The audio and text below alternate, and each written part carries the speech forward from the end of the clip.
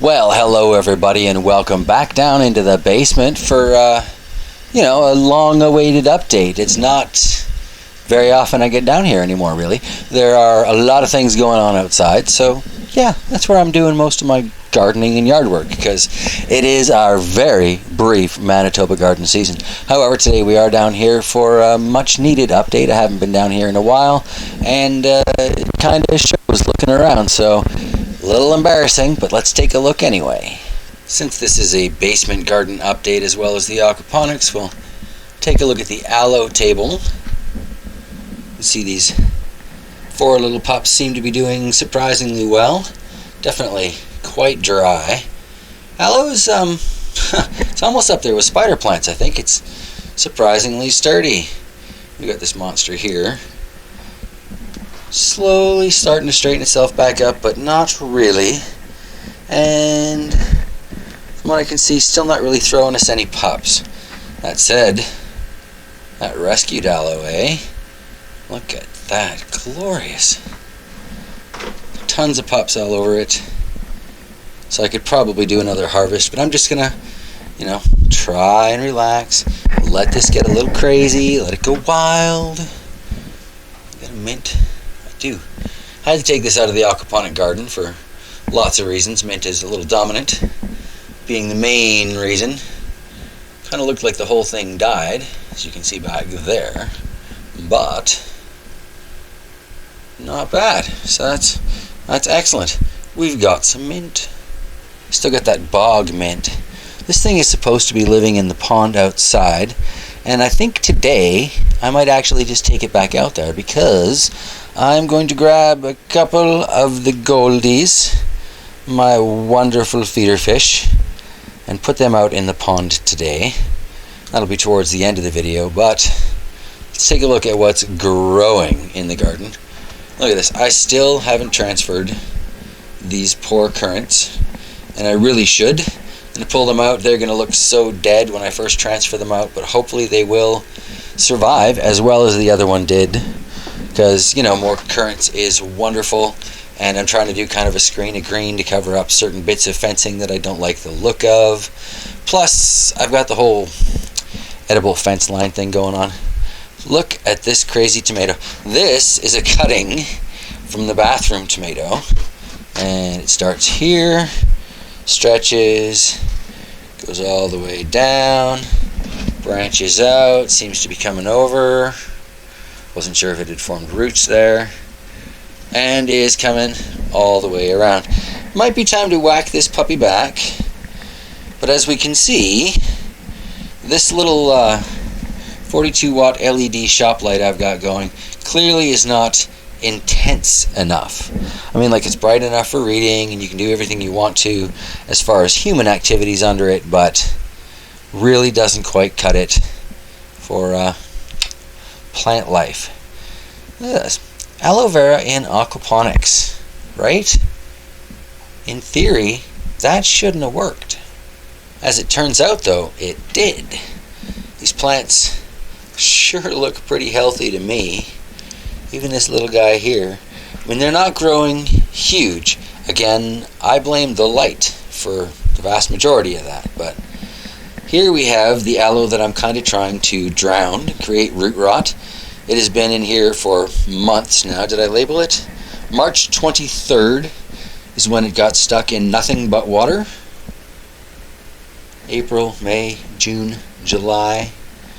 We've got, not great root growth on there, but I don't see a lot of rot. I mean, it's not the nicest looking water, and I do need to top that up, but that's not dead. I don't know about you guys, but I'm really quite surprised by how well that is doing. Pleased and surprised by how well these are doing, and I'm pleased to say that I have found a 100 watt LED shop light. It comes with a set of 2 of them, so I think I'm going to order those when I get a little bit of cash aside, so hopefully before this winter. And let's see if I can back up here. I got a lot of junk in my basement. Where I've got just the one hanging here, I'm going to drop it lower, and I'm going to put one on each side, so that hopefully we'll get better growth in general, and not this leggy garbage that's going on, because I would like to switch this up and grow some salad greens, grow some edibles here throughout the winter, instead of just proving that I can do an aquaponic garden in my Manitoba basement. You know, I've proven this. It's odd, but it's functional. It works, right? Now it's time to really start improving our quality of living through the use of the aquaponic garden. And speaking of quality of living because of aquaponics, let's look down here. Here's where the other LED shop light is at the moment. I might leave this 42 water here because it does a great job of illuminating these fish. I am still loving having the pebbles in the bottom of here. Sure, it catches a lot of solids and that, but it's pretty, you know. Is it necessary? No. The broken submarine's not necessary either. The driftwood's not necessary either. But the fish are. And it's really nice to see them with the bright colors. And from what I can see on the viewfinder, it looks like the HD is doing them some justice. Now, the largest of these fish, largest probably two of these fish, are moving outside to the goldfish pond to work on insect and duckweed control. And we already took two out, but can only find one now because well, we seem to have had a very large garter snake that was living in the area for a couple of weeks. I'm talking 3.5 feet long, easily wide enough to consume the vast majority of these fish without really even stretching. However, Monsieur Whale here, who is going outside today for sure, there is no way that snake can open up wide enough to go around that guy.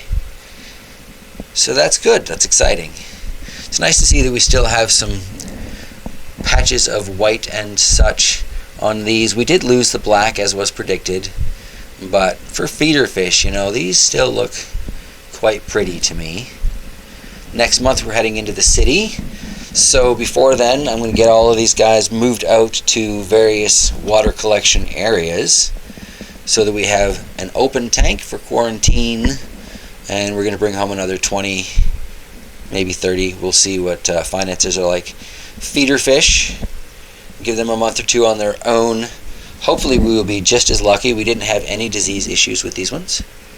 And yeah, add to the collection, because like I said, if I'm going to try and grow some edibles, I'm going to need those extra bits of nutrient in the tank. So on that note, I actually got these guys some fish food, and I imagine they'd like some of it. So I'll toss that in there and get the camera back on.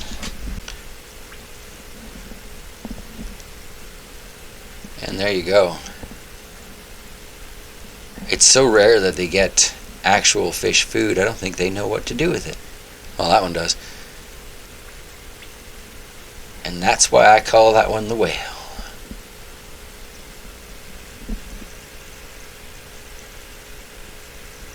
It is so lovely to just sit and watch the fish, though. A lot of people with their aquaponic gardens, they take the time to grow edible fish, and I can totally respect that. But, you know, I don't eat a lot of fish. The kind of fish that I would eat require larger bodies of water. And, well, that's what fishing's for. These guys just give me a nice, tranquil viewing opportunity. And grow me some plants in the basement when it's 40 below outside. Hard to argue with that. You know what, folks? I think I'm just going to leave you with the final clip here, staring at these beautiful goldies. I was going to give you the transfer, but, you know, netting a fish, not quite as peaceful as just watching them. Much love to you all, and I look forward to sharing updates on other channels in the coming days, weeks, and months. So stick around. Could be interesting. Take care, everybody.